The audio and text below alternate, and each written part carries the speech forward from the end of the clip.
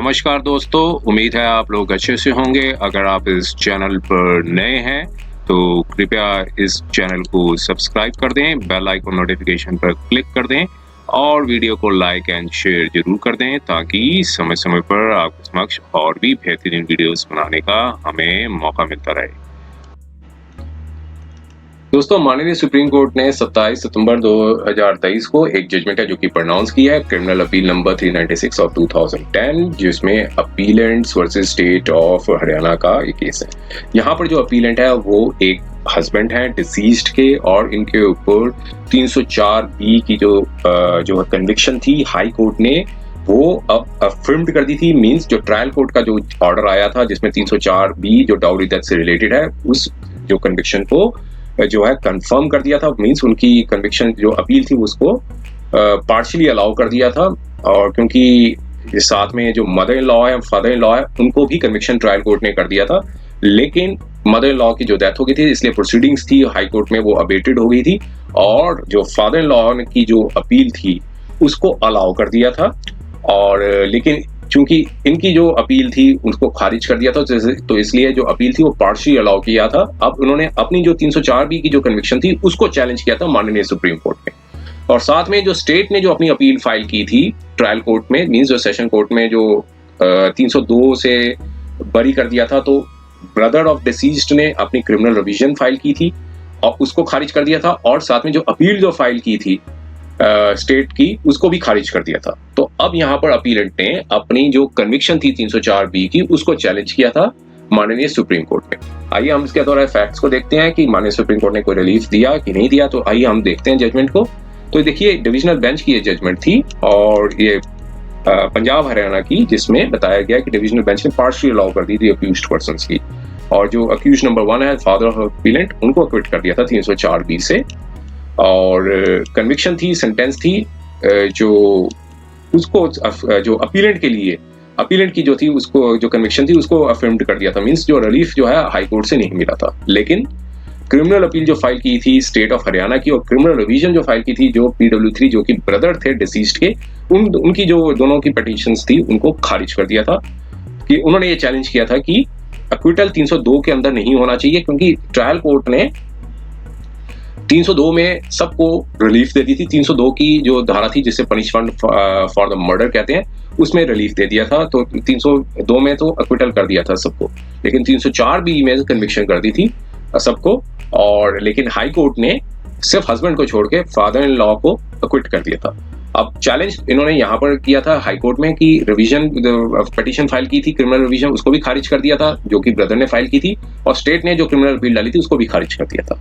तो फाइनली अब माननीय सुप्रीम कोर्ट में आए थे। अब ये फैक्ट्स क्या थे? फैक्ट्स ये थे कि एक 1987 में जो है मैरिज हुई थी, और एक लड़का और एक लड़की थे वेडलॉक से, और यहाँ पर एलिगेशंस की डाउरी के लिए डिमांड करते थे। पेरेंट्स ने 20,000 रुपये दिए थे, 2.5-3 तोले सोना दिया था, और जब भी वो पेरेंट्स आते थे तो हरासमेंट के बारे में बताते थे। और यहाँ पर एक बार उनके जो ब्रदर थे वो घर गए थे मैट्रिमोनियल हाउस में, और PW3 हैं उन्होंने बताया कि जो जहाँ पे रहते हैं एक जगह गांव का नाम बताया, वहां पर 3-4 दिन दिवाली से पहले 1991 में आए थे और डाउरी की डिमांड की थी अपीलेंट और उनकी फैमिली ने। और ये जब PW3 अपने घर गए थे तो अपने पेरेंट्स के बारे में बताया, और जहाँ फादर थे जो PW4 जो हैं डिसीज्ड के फादर, वो PW6 से मिले जो कि सरपंच थे, और सरपंच ने एश्योर किया कि वो काउंसिल करेंगे और दिवाली के बाद वो जाएंगे 5 नवंबर 1991 में जो एक डॉक्टर थे जो एक रामा मंडी जगह है वहां से आए थे, तो उन्होंने इन्फॉर्म किया था PW3 को कि डिसीज्ड को जो है वो जल गई हैं और उनको लुधियाना लेके गया है। PW3 PW4 मींस ब्रदर और जो फादर हैं और उनके जो कजन है दयानंद मेडिकल कॉलेज लुधियाना में गए जहां डिसीज को एडमिट किया था। और PW7 जो मेडिकल ऑफिसर थे उन्होंने मेडिकल लीगल एग्जामिन किया और उन्होंने बताया कि 91% इंजरीज हुई हैं, और एक रुका है एग्जिबिट PJ था वो स्टेशन हाउस ऑफिसर को भेजा, और सेम डे 5 बज के 10 मिनट पे एडमिशन कर दी गई थी हॉस्पिटल में। जब 7 नवंबर 1991 को 2011 को डिसीज्ड ने अपनी जो कॉन्शियसनेस रिगेन की, तब PW3 ने बताया कि अपीलेंट ने उनको जला दिया था, और जो PW4 ने जो उनके फादर हैं एक एप्लीकेशन थी सब डिविजनल मजिस्ट्रेट एसडीएम के पास भेजी कि इस स्टेटमेंट को रिकॉर्ड कर लिया जाए। और 8 नवंबर 2011 को PW5 और एग्जीक्यूटिव मजिस्ट्रेट जो हैं उन्होंने एप्लीकेशन ली और इंडोर्समेंट के साथ, और फिर एग्जीक्यूटिव PD2 और PD3 जिसे बनाया गया था, और एग्जीक्यूटिव मजिस्ट्रेट जो हैं वो DMC लुधियाना में गए और मेडिकल ऑफिसर जो थे उनसे मिले और 4:15 में उनका ओपिनियन लिया कि वो फिट है डिसीज्ड। और PW8 जो हैं उन्होंने अपना ओपिनियन दिया कि जो एग्जीक्यूटिव PS1 बनाया था कि डिसीज जो है फिट है, स्टेटमेंट दे सकती हैं। उसके बाद PW5 ने जो स्टेटमेंट है वो रिकॉर्ड की और जो कि एग्जीक्यूटिव PL बनाया और 4:40 पे की थी, और वो पढ़ के सुनाई डिसीज्ड को। उन्होंने अफर्म्ड किए कंटेंट्स को और साथ में अपना जो है थंब इंप्रेशन अंगूठा था वो लगाया। FIR भी रजिस्टर्ड हुई एग्जीक्यूटिव PE1 स्टेटमेंट जो थी डिसीज्ड की अब फादर इन लॉ और अपीलेंट और मदर लॉ के। तो केस रजिस्टर्ड हुआ 498, 307, 406, 34 इंडियन पीनल कोड के अंदर। और PW8 ने एक रुका था एग्जीक्यूटिव PS, उसमें बताया कि डिसीज्ड की डेथ हो गई है, और ASI जो है PW9 ने एक इंक्वेस्ट रिपोर्ट बनाई DMC लुधियाना में, और डिसीज्ड की डेड बॉडी के बारे में एक एप्लीकेशन थी पोस्टमार्टम के लिए, एग्जीक्यूटिव PR1 था उसे बनाया। इन्वेस्टिगेशन खत्म हुई, चार्जशीट थी जुडिशियल मजिस्ट्रेट को भेजी गई, और क्योंकि ये केस सेशन कोर्ट में चलना था तो इसलिए वहां पर सेशन कोर्ट में भेजा गया। चार्जेस फ्रेम हुए 302, 34 और 304 इंडियन पीनल कोड में। अक्यूज ने प्लीड किया गिल्टी नहीं है और ट्रायल फेस किया। 313 में उन्होंने अपनी स्टेटमेंट रिकॉर्ड की, प्रोसिक्यूशन ने 9 विटनेसेस एग्जामिन किए। 313 में उन्होंने अपनी एलिगेशंस को डिनाई किया कि कोई डाउरी नहीं मांगी, फॉल्सली इंप्लीकेट किया है, और जो है ट्रायल कोर्ट ने कन्विक्ट कर दिया सारे अक्यूज्ड को 304B के अंदर कि डाउरी है, डेथ हुई है और 7 साल की सजा थी वो सुनाई। लेकिन ट्रायल कोर्ट ने 302 इंडियन पीनल कोड से सब अक्यूज्ड पर्सन्स को बरी कर दिया। और फिर उसके बाद हाई कोर्ट में अपील डाली, सबने की कन्विक्शन के लिए चैलेंज किया, और स्टेट ऑफ हरियाणा और PW3 जो है उन्होंने भी अपनी रिस्पेक्टिव अपील्स फाइल की कि 302 में क्यों बरी कर दिया, इसके ऊपर जो है अपील फाइल। और हाई कोर्ट ने अपनी जजमेंट दी, और मदर इन लॉ जो थी वो डिसीज की डेथ हो गई थी, उसके प्रोसीडिंग्स अबेटेड कर दी, और PW3 जो और साथ में जो फादर थे, फादर इन लॉ को एक्विट कर दिया, लेकिन कन्विक्शन थी वो सस्टेन रही हस्बैंड के ऊपर। और स्टेट की अपील और PW3 ब्रदर की जो रिवीजन पिटीशन थी उन सबको खारिज कर दिया। अब यहाँ पर हस्बैंड ने आगे स्पेशली पिटीशन द्वारा क्रिमिनल अपील फाइल की। अब यहाँ पर काउंसिल ने यह बताया कि जो प्रोसीडिंग्स जो थी वो अनसस्टेनेबल है, डाइंग डिक्लेरेशन अनसस्टेनेबल है, क्योंकि इंफॉर्मेशन जो डिसीज ने डॉक्टर को दी थी उसमें ये बताया था कि डिसीज ने खुद अपने ऊपर आग लगाई थी, और ये अपीलेंट ने बल्कि आग को बुझाने की कोशिश, आग बुझाई थी, और डाइंग डिक्लेरेशन को जो है रिलाई नहीं किया जा सकता, 3 से 4 दिन के बाद हुआ था। और ये डाइंग डिक्लेरेशन को ट्यूटर्ड किया गया था रिलेटिव्स द्वारा, और Makhan Lal Singh versus state of Haryana की जजमेंट पर रिलाई किया। स्टेट ने अपनी अपील को, मतलब स्टेट के काउंसिल ने अपोज किया अपील को। अब कोर्ट ने अपना जो है एविडेंस और मटेरियल्स थे वो रिकॉर्ड में देखा, और कोर्ट ने कहा कि जब डाइंग डिक्लेरेशन अगर ट्रस्टवर्दी और रिलायबल हो और इंस्पायर करता हो कॉन्फिडेंस, तो उस पर रिलाई किया जा सकता है। और डाइंग डिक्लेरेशन जहां पर PW5 एग्जीक्यूटिव मजिस्ट्रेट ने किया था, और उन्होंने कहा था कि वो डॉक्टर से फिटनेस लेने के बाद ही एग्जामिन किया था और कंटेंट्स को पढ़ के सुनाए थे, और ये बताया था कि तीनों ने उनको मिलकर आग लगाई थी, और जब उसने शोर मचाया था तो फिर उनको ओवरपावर्ड कर दिया था। और यहाँ पर बताया कि डिसीज ने बर्न्स इंजरी 5 नवंबर 1991 को ही थी, डाइंग डिक्लेरेशन 8 नवंबर 1991 में हुआ था, और एप्लीकेशन थी SDM लुधियाना में। वहाँ PW5 जो है जो एग्जीक्यूटिव मजिस्ट्रेट ने एविडेंस लिखा था, और यहाँ एडमिट किया था कि 2 बॉयज हैं वो लेकर आए थे एप्लीकेशन को कि ऑर्डर ऑफ SDM का। उन्होंने स्टेटमेंट थी डिसीज्ड की बताई थी कि, और शिवाजी ने पूछी कि वो जो डिसीज्ड है वो पोजीशन में है, वो अब स्टेटमेंट दे सकती हैं।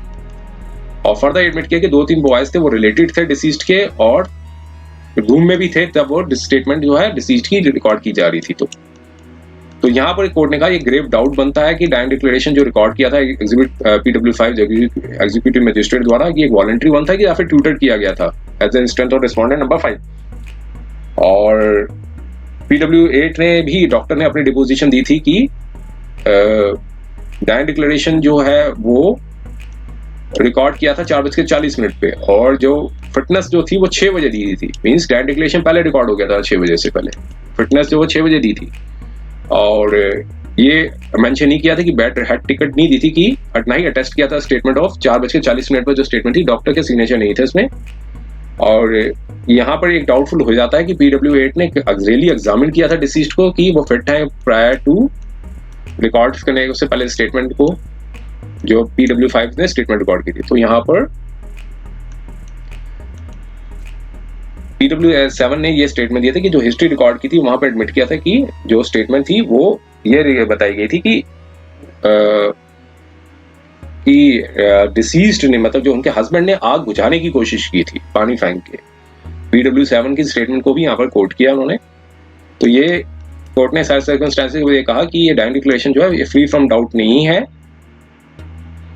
और ये हाई कोर्ट ने डिसबिलीव कर दिया था डायरेक्ट डिक्लेरेशन, जबकि फादर इन लॉ के ऊपर डिसबिलीव कर दिया। अब यहाँ पे कोर्ट ने कहा वी फेल टू अंडरस्टैंड कि सेम डायरेक्ट डिक्लेरेशन जो है वो उससे अपीलेंट को कैसे कन्विक्ट किया जा सकता है। अब फादर को जिसका बेनिफिट मिला तो अपीलेंट को भी मिलना चाहिए, क्योंकि सेम ही डायरेक्ट डिक्लेरेशन था, और अक्यूज्ड को कन्विक्शन कैसे किया जा रहा है। तो यहाँ पर अपना कोर्ट ने बताया, अपनी ओपिनियन बताया, जो कि हाई कोर्ट के निर्णय से सहमत नहीं थे।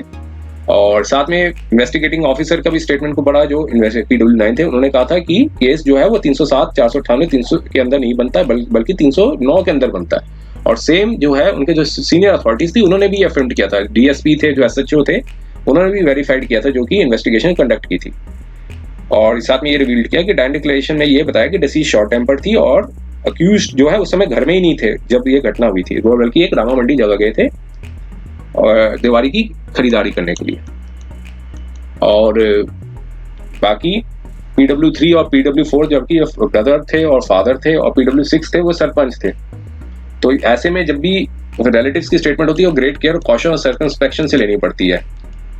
और PW6 की सरपंच की स्टेटमेंट थी, उन्होंने कहा था कि PW4 जो थे उन्होंने बताया था कि वो डिसीज जो है वो हरास किया जा रहा है, तो इसमें विलेज पे गांव में ले जाने की बात की थी। लेकिन उन्होंने ये नहीं कहा था कि उन्हें इन्फॉर्म किया गया था PW4 ने कि किसी प्रकार की हरासमेंट जो है डाउरी से रिलेटेड, हरासमेंट से रिलेटेड है, ऐसी चीज के ऊपर कुछ वैसे कमेंट नहीं किया था उन्होंने। तो कहा कि कोई भी ऐसा एविडेंस नहीं बनता कि डिसीज को हरास किया गया हो नॉन फुलफिलमेंट ऑफ डाउरी। तो यहाँ पर जो है केस जो प्रोसिक्यूशन द्वारा बनता नहीं है, इसलिए अपील थी वो अलाउ कर दी। और जो जजमेंट थी जो ट्रायल कोर्ट द्वारा और हाई कोर्ट की, उसकी दोनों और जजमेंट को क्वैश कर दिया, सेट असाइड कर दिया, और अपीलेंट जो हस्बैंड थे उनको अक्विट कर दिया और बेल बॉन्ड से उन सबको डिस्चार्ज कर दिया, और पेंडिंग एप्लीकेशंस थी उनको भी डिस्पोज कर दिया इन टर्म्स एंड कंडीशन।